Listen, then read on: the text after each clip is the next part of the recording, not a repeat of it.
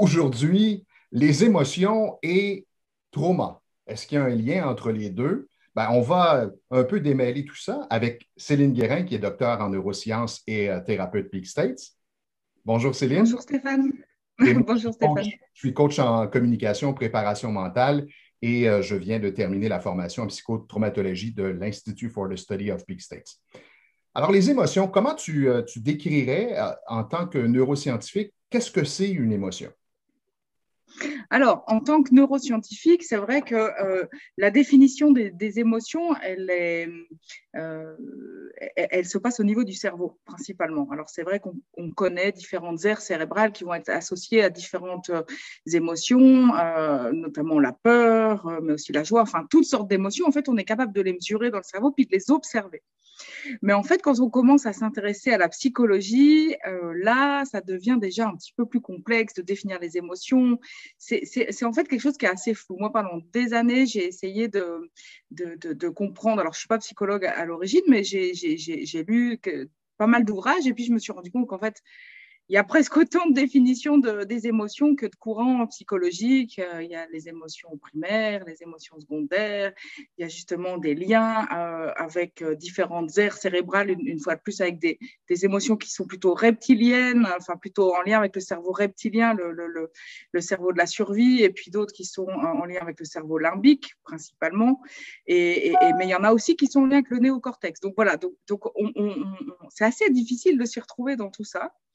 Mais en tout cas, ce qu'on peut dire, c'est qu'on peut partir de quelques émotions de base, comme la peur, la joie, la colère, la tristesse, la surprise, le dégoût, et on peut les décliner en tout un tas d'autres émotions secondaires. Et c'est là où les classifications ne mettent pas tout le monde d'accord. Mais c'est vrai que c'est quelque chose d'assez vaste, en fait, pour décrire une émotion. Et j'ajouterais qu'il y a des composantes, en fait, physiologiques. C'est ce qui va agir sur le ressenti. Alors peut-être tu as envie de nous dire comment toi tu abordes les émotions avec les personnes que tu coaches. Alors, dans ma réalité, c'est encore très tabou. Souvent, mes clients, lorsque je parle Mm. d'émotions, c'est comme si, oh non, je ne veux pas parler de ça, non, touche pas à ça. C'est comme si automatiquement c'est négatif. Et je leur dis, nous sommes des êtres d'émotions. Nous ressentons à tout moment toutes sortes d'émotions. Et le but, c'est simplement d'entrer en contact avec soi pour être conscient de ce qu'on ressent. Et mes clients, bon, souvent, ils vont évoquer la peur, hein, la peur, Mm. le stress. Mais lorsque je leur demande de me décrire les émotions, souvent, ce sont les émotions de base qui reviennent et je leur explique qu'il y a Mm. beaucoup plus que ces émotions de base. Mais Mm. l'important pour moi, c'est d'amener le client à connecter avec l'émotion, à ressentir l'émotion, alors que souvent, on a tendance soit à fuir, soit à nier l'émotion ou à la combattre. Tout à fait. Et à chercher tout un tas d'alternatives, en fait. Dans le monde moderne, on est très fort pour chercher toutes les alternatives possibles pour ne pas aller ressentir l'émotion. Parce que c'est vrai qu'on a peut-être dans notre éducation un peu trop associé l'émotion à la faiblesse, en fait. C'est une personne émotive, c'est une personne un peu faible. Donc non, non, tout va bien, on doit être fort, on doit aller de l'avant et surtout, on ne doit pas trop écouter tout ça. Donc, c'est vrai que, comme tu dis, beaucoup de personnes, en fait, se sont déconnectées de cette part de ressenti corporel en lien avec les émotions. Un exemple aussi qui est assez flagrant, c'est une personne qui s'énerve, qui commence à parler de manière agressive, et puis quand on lui fait remarquer, mais qu'est-ce qui se passe? Tu es en colère? Ah non, non, je ne suis pas en colère. Ça, c'est aussi un exemple qui est assez flagrant. Ah d'accord. Mais c'est tout un exercice nouveau, oui, de Oui, tout revenir à dans le fait. corps. Ce que j'explique souvent, c'est que l'émotion va transporter le message. C'est-à-dire que si je ne suis pas en contact avec l'émotion, comme tu viens de l'évoquer, je pense que ton exemple est très, très clair, c'est que je peux communiquer une information et ne pas être sur la bonne émotion, mais je n'en suis pas Hmm. conscient. Et donc, forcément, l'impact est différent. La personne qui reçoit le message, ben, elle ne comprend pas ce qu'elle entend versus le ton de la voix ou l'émotion qui passe directement. Et ce que j'explique, c'est que les mots sont décodés par le cerveau, mais l'émotion passe directement. C'est-à-dire que même si je ne comprends pas la langue, je vais ressentir l'émotion de la personne qui me parle. Ça, c'est tout à fait vrai dans l'éducation avec les enfants.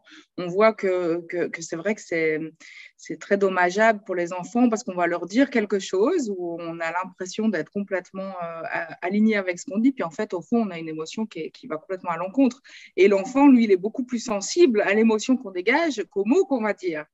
Et du coup, il se crée une sorte de dissonance entre les deux, en fait. Mais c'est la même chose chez l'adulte, en fait. On ne se rend pas compte, mais on est toujours très intuitif et finalement, on ressent tout ça, même si c'est de manière inconsciente. Alors, je suis le papa qui parle à son enfant. Bon, là, papa, il est vraiment pas content, là. La prochaine fois, tu vas aller dans ta chambre. Je ne te le répète plus. La prochaine fois, là, tu vas aller dans ta chambre. Qu'est-ce que l'enfant comprend? Est-ce que l'enfant ressent cette menace, ce ton autoritaire? Pas du tout, hein. Alors, le message ne concorde pas avec l'émotion. Oui, souvent, c'est même l'inverse, en fait, qui est le plus dangereux, c'est-à-dire, c'est quand on dit dans les mots quelque chose où tout va bien, mais ne t'inquiète pas, etc., etc. Puis en fait, ce qu'on ressent à l'intérieur, c'est de l'angoisse, c'est du stress, c'est de la colère, etc. Donc on dit à l'enfant, mais tout va bien, ou dans la manipulation aussi, il y a tout un tas d'exemples où la personne en fait va donner un message qui n'est pas celui qu'elle porte à l'intérieur. Donc quand c'est parce qu'on reste trop calme, finalement, c'est presque le moins grave pour l'enfant, même si en effet, du coup, on a peut-être plus de mal à se faire respecter. Mais c'est plus grave quand c'est l'inverse, en fait. Quand, Et le dernier exemple, je coach des pilotes d'avion et ce que je leur enseigne, c'est à avoir une voix très posée, très calme et un ton détaché. Pourquoi? Parce que les compagnies aériennes se sont rendues compte que si le pilote est préoccupé et stressé, si sa voix est haute, elle est aiguë, les gens automatiquement ressentent le stress et ça insécurise la plupart des passagers. C'est quand même assez curieux, hein? Donc, ça a un impact vraiment direct. Et ce qui est reconnu maintenant, c'est que les basses fréquences sont les fréquences de la confiance. Alors, plus la voix elle est posée, plus c'est rassurant et réconfortant. Mais on a parlé tantôt du trauma, du lien entre trauma et émotion. Comment tu pourrais faire ce lien? Comment tu pourrais nous expliquer Alors, en fait, c'est là où, après toutes ces années à essayer d'expliquer les émotions avec l'axe du subjectif et de l'objectif, c'est-à-dire, voilà, l'élément déclencheur, ça peut être un événement ou ça peut être des pensées, donc ça, c'est le subjectif. L'événement, ce sera la situation objective. Et puis, il y a tout un tas de réactions à l'intérieur, des réactions neurochimiques et physiologique avec, on sait par exemple que la peur et la colère, les deux vont accélérer le pouls, il y en a, la colère va aussi accélérer la température, etc., modifier la respiration et donc déclencher toute une tempête hormonale. Et puis va en découler en fait un ressenti de plaisir ou au contraire de déplaisir. Donc, on va essayer de reproduire ou au contraire de stopper cette émotion qui est désagréable. Et puis, on va l'imprimer dans notre corps, dans notre cerveau. Donc ça, c'est la compréhension que j'avais avant de rencontrer les Peak States. Et puis finalement, j'essayais de voir, OK, est-ce que finalement la peur, elle est quand même souvent dans le ventre, puis finalement, on se rend compte que dans l'expérience, non, des fois, pour certaines personnes, elle va se situer dans le ventre. Des fois, la personne elle va paniquer, elle va sentir une pression sur la poitrine. Des fois, elle va sentir sa gorge serrée. Donc, en fait, il y a autant de manifestations de l'ordre du ressenti corporel que d'émotions. Et finalement, on ne peut pas dire la peur, elle se situe ici ou là dans le corps. Donc là, du coup, la compréhension d'une émotion puis des composantes physiologiques collait plus complètement.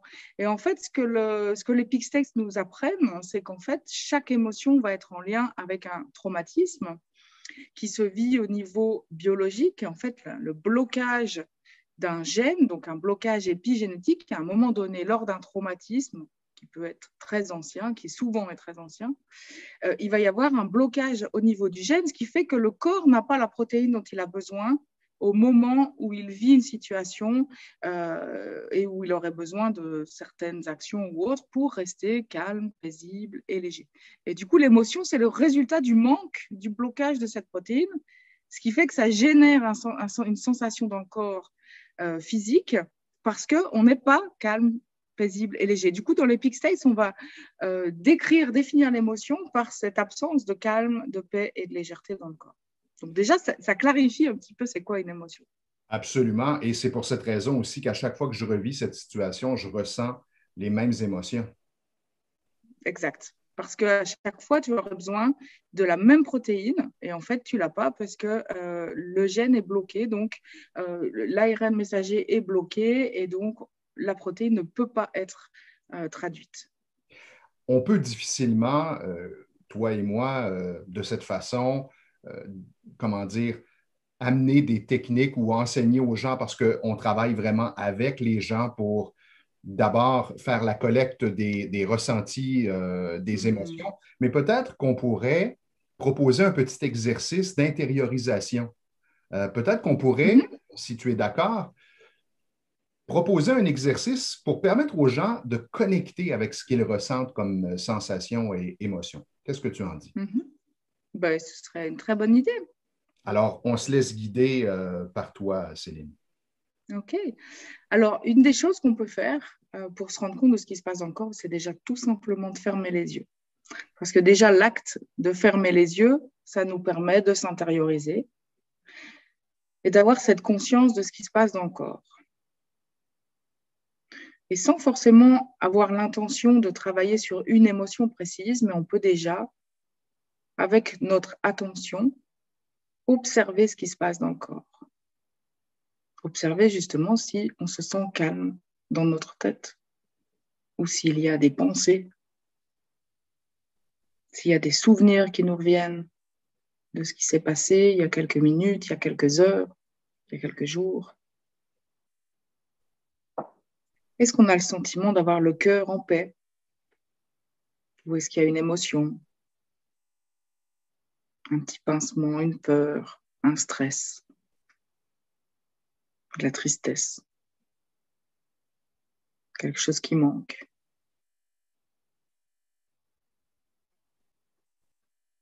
Et on peut observer au niveau de notre corps, est-ce qu'il y a des endroits qui sont plus lourds ou noués, tendus, ou même douloureux?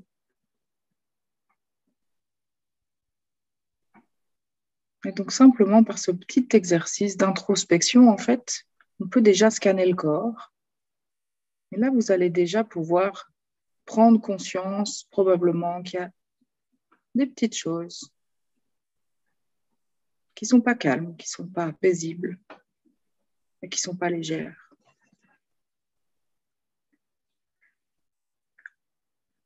Et c'est vrai que ce premier exercice, en fait, de prise de conscience, elle est extrêmement importante. Moi, je dis souvent qu'avec les peak states, on peut emmener la personne qui vient avec justement une émotion ou une problématique, on peut l'amener à la libérer. Par contre, le travail qui se fait en amont, c'est-à-dire de prise de conscience, on a besoin d'autres outils en fait. Donc la méditation ou ce travail d'introspection, c'est une part essentielle en fait pour cheminer vers soi et pour évoluer. Peut-être toi, est-ce que tu as des outils que tu proposes aussi pour cette Moi, j'ajoute partie de l'acceptation. J'ajoute à l'exercice qu'on vient de vivre. Je dis simplement à mes clients, bon, il y a une émotion à tel endroit, accepte simplement l'émotion, accepte, sans la lutter, laisse-la évoluer. Pour moi, émotion, ça se décompose de la façon suivante. Emotion. E pour énergie, motion pour mouvement.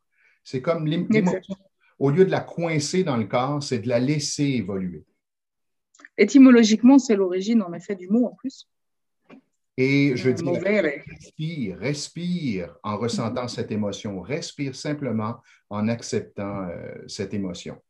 Et souvent, pour faire le lien avec les techniques de Peak States, de l'Institute for the Study of Peak States, ben, les gens au départ peuvent penser que c'est difficile, mais ce matin, vous venez de vivre, aujourd'hui, vous venez de vivre l'expérience. Je ne sais pas à quelle heure vous regardez cette vidéo, mais aujourd'hui, vous venez de vivre l'expérience et finalement, ça fait du bien.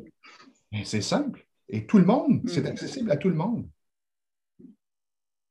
Et c'est vrai que c'est juste cette histoire du regard, en fait.